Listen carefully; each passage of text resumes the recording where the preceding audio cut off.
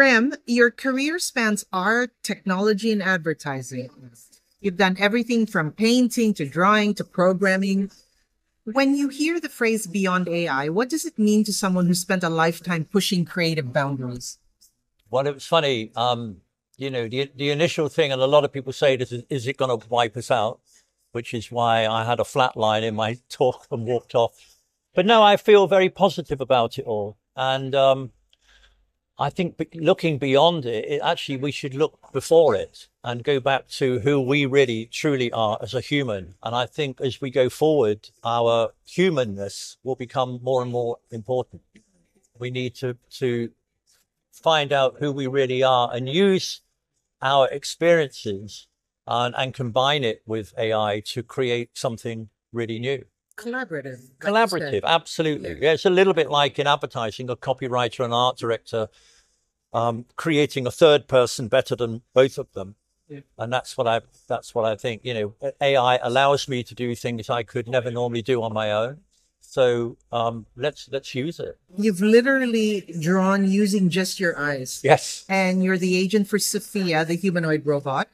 Where do you think creativity ends and technology begins, or is that line gone now? Well, I think so. It's very much sort of blurred, and I don't like to think, this is in this camp, this is in this camp. When in the morning when I wake up, I don't think, oh, today I'm doing advertising, I must put my advertising hat on, or today I'm going to be a multimedia artist and put my art hat on.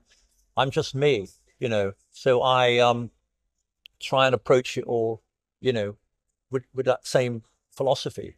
But I think what is really important is that right at the beginning of anything, there should be an idea. If you've got an idea, then whatever you put around it will build it on that idea. If you don't have an idea, it's just a lot of technology. It's just a lot of sort of processes, not so much, a lot of techniques for technique's sake.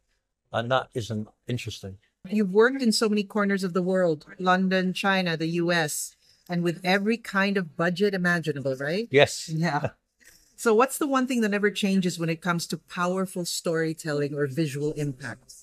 Yeah, I think I just mentioned it, actually, that four-letter word, idea. You need the idea at the heart of that. Now, I've been lucky enough to have, millions of dollars on a commercial like British Airways, but it needed an idea at the heart of that. And if you've got very little money or no money, you really, really do need that idea. If you don't have an idea, you're going to need a lot of money. Mm-hmm. But if you've got an idea, that is worth everything. I will mention something else, actually. Your friend, Baris Genzo, the Yes. Cypriot, who's in Milan, working in Milan. When I spoke to him, he said, look, things are changing because now models, you don't have to plan a photo shoot. You don't have to fly them anywhere. Sustainability is better with AI now. You just create it. And you showed us a video where it was written by humans, but created with AI. Yes. So I guess you would say it's a good thing, but don't you think that would put a lot of models out of jobs? Yes, there is, there's always swings and roundabouts. Yeah, there is that side of it. I don't know what the answer is. I think that, we created AI, and it's changing fast. I think if you're a photographer, very, very interesting, Rankin, the photographer Rankin, I don't know if you know him, but he's a very, very big name photographer, British photographer, but international. And he really initially hated AI because it was creating images and taking it away from him. But what he cleverly did is he embraced it after his initial thing was to fight it. He realizes he's never going to win the fight. So he went the other way and he embraced it.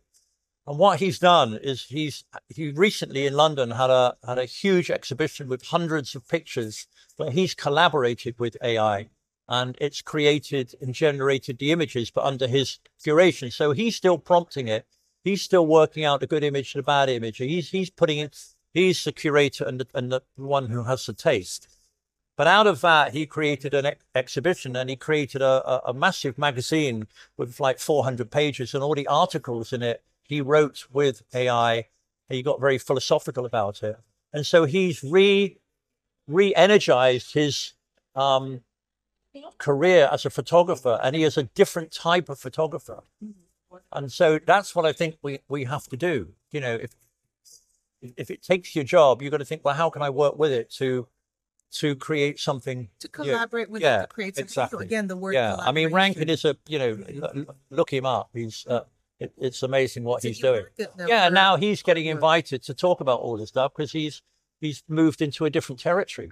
How have you found your time at the Digital Agenda Summit and Cyprus itself? Can you see a bit of artistic inspiration in the island's mix of history and sunlight? Yes, well, of course, you know, I've never actually been here. I thought I had, but I haven't. And I arrived late last night, so I haven't seen a lot of it. But just talking to all the people last night and meeting people today and listening to these incredible speakers, I've learned so much. And I've extended my stay now for like another couple of days because I really want to look around everything and talk to people and visit things and take a lot of photographs and get ideas as me on the human side, just me and my camera. So yeah, I'm loving it so far. Thank you so much for joining us. Thank you. It was so interesting to hear your speech. Really, really. Great. Thank you very much. Thank you, Graham.